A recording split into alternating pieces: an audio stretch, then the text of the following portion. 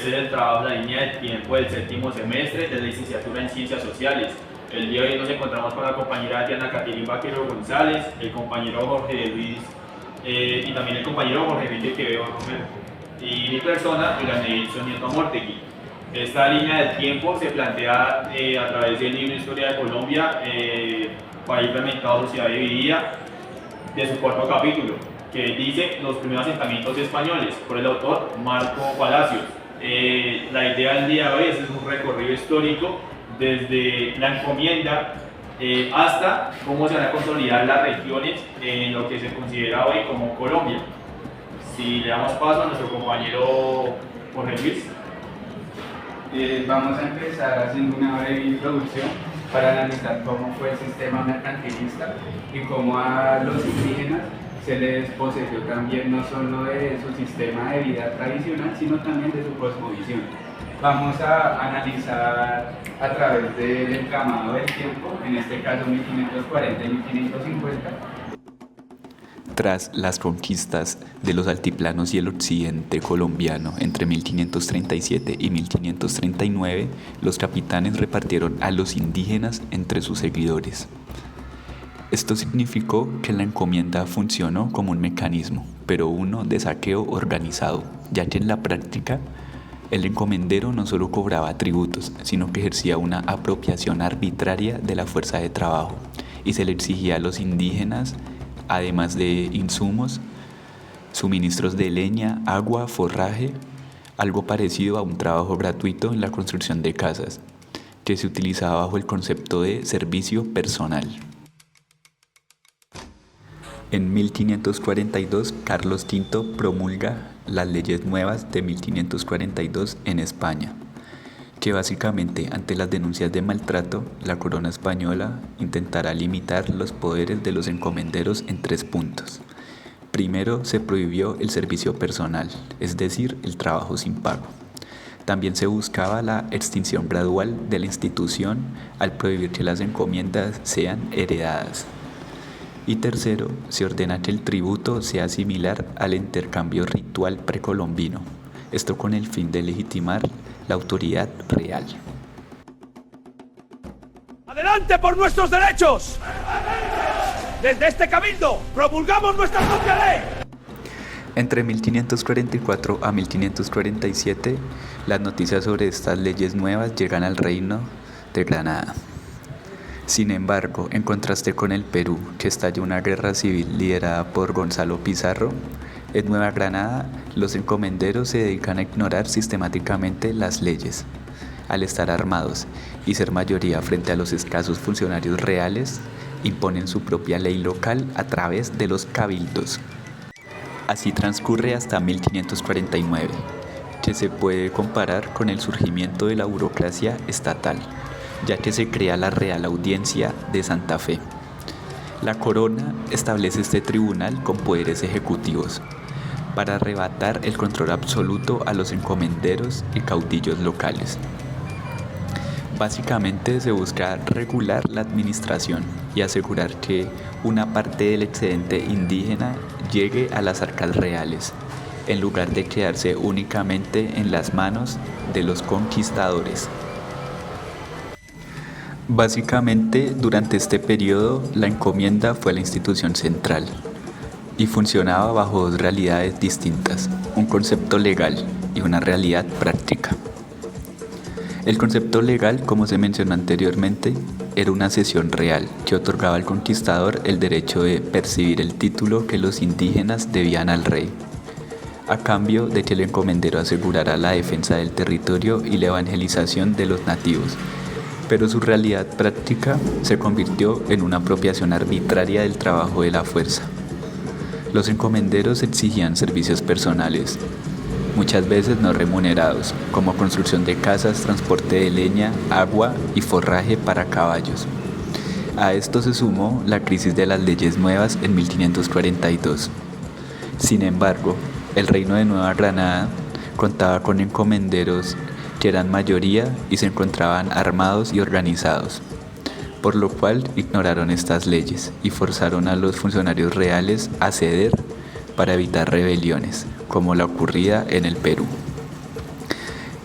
Entre 1540 y 1550 también se fundaron ciudades estratégicas, siguiendo dos criterios principales: la abundancia de indios útiles, que eran sedentarios y dóciles, y la proximidad a las minas de oro.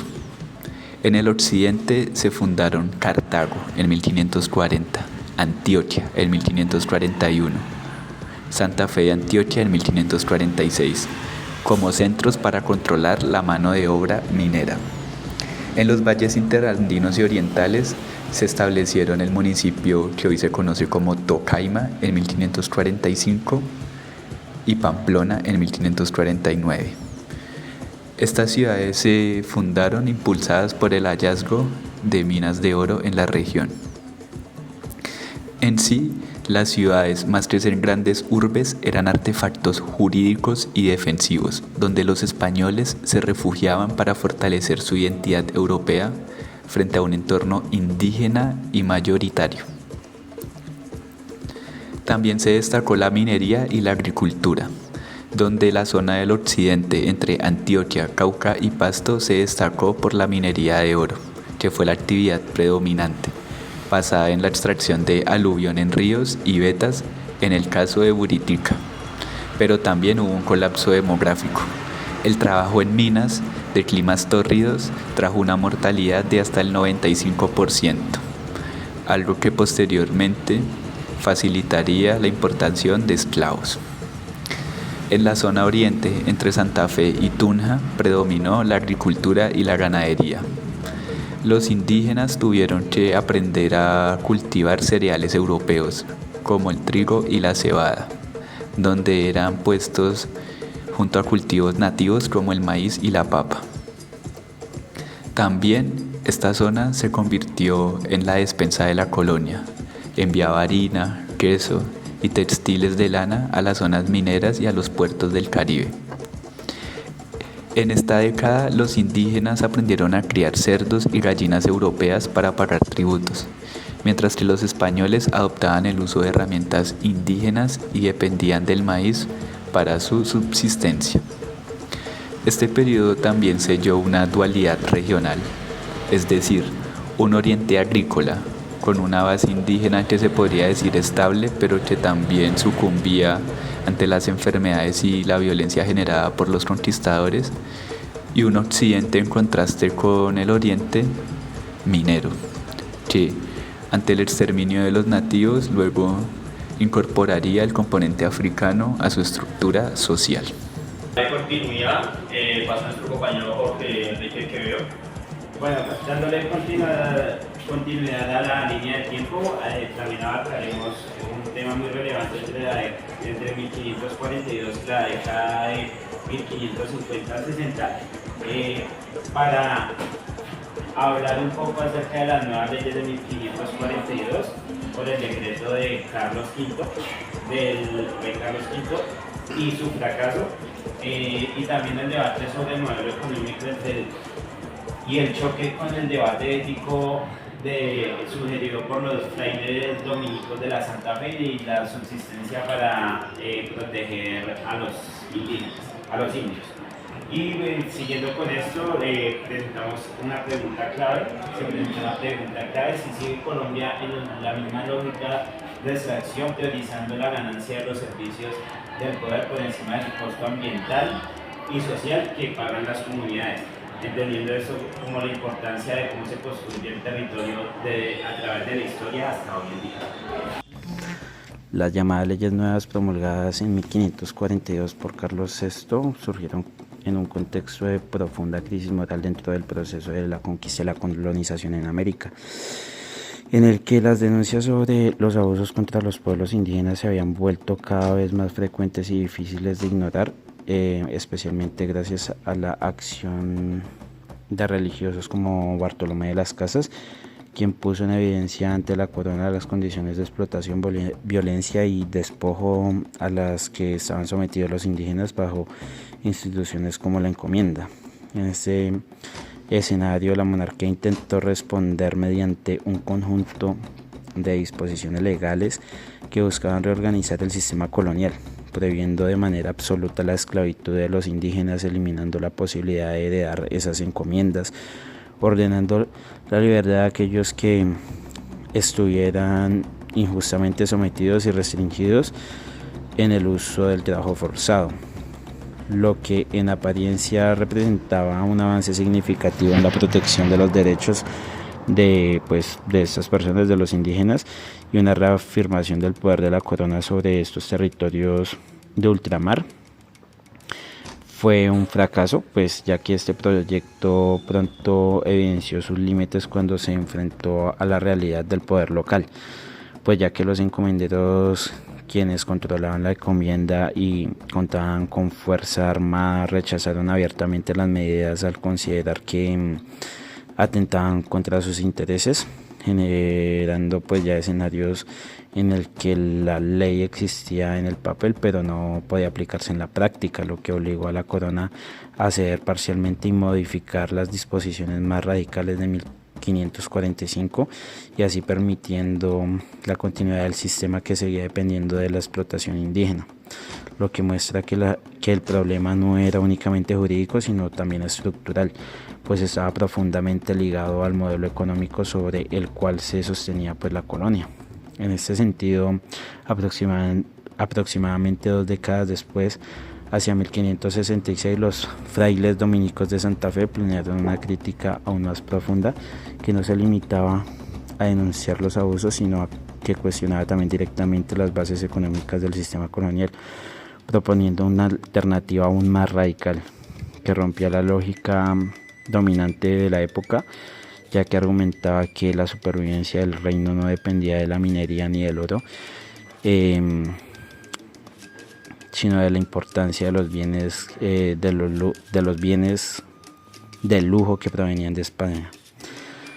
Y esto podía sostenerse a partir de la producción local, destacando que la agricultura y la ganadería había alcanzado un nivel de desarrollo suficiente para garantizar el abastecimiento interno con cultivos como el trigo, el maíz y la cría de ganado, lo que permitía pensar en una economía de autosuficiencia o subsistencia. Esta propuesta no solo tenía un carácter económico, sino también ético, pues estaba motivada por el deseo explícito de proteger pues a los indígenas, a reconocer que la explotación a la que eran pues sometidos estaba directamente relacionada con la necesidad de obtener oro para el financiamiento del consumo de bienes europeos, pues de manera que se eliminaba la necesidad, desaparecía también la principal causa de la opresión, lo que implicaba un cambio profundo en la forma de concebir la economía colonial,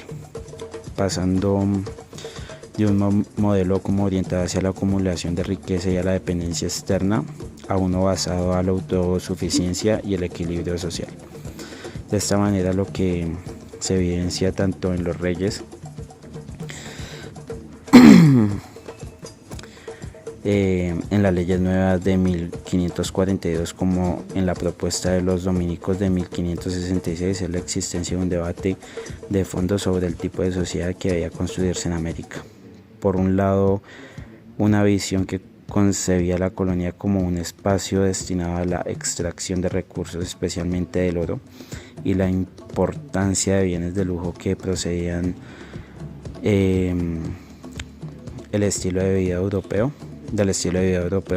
y por otro lado una visión que ponía una economía más austera, por decirlo así, centrada en la producción local, pues esta iba orientada a garantizar la vida antes que la acumulación.